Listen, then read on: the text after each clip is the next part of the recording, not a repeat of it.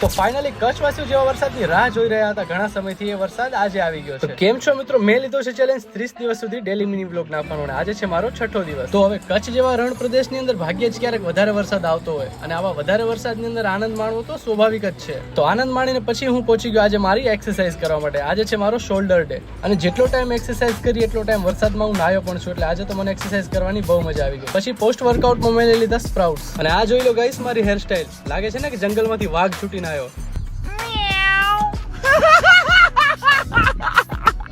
હવે વાગ્યા હતા બપોરના 3:30 અને વરસાદ તો બંધ થવાનું નામ નથી લેતો. પછી મને એમ થયું કે લાવને હું જ બહાર નીકળીને જોઈ આવું કે કોઈ તણાઈ તો નથી ગયું ને. પણ ગાઈસ ખુશીની વાત એ છે કે કોઈને કંઈ થયું હતું નહીં. એટલે પછી થોડી વાર હું પણ ટાઈમ પાસ કરીને નીકળી ગયો ઘર તરફ. અને આ જોઈ લો આજનો સીન. તો કરવા માટે બીજું કંઈ હતું નહીં, તો ઘરે આવીને મેં આ લોકો વચ્ચે ઝઘડો લગાવી દીધો. મારો ને મારા ને માર પડો, પાર્થને માર. બસ તો આ તો આપણો આજનો વ્લોગ. આવતીકાલે મળશું એક નવા વ્લોગ સાથે. ત્યાં સુધી બાય બાય, ટેક કેર.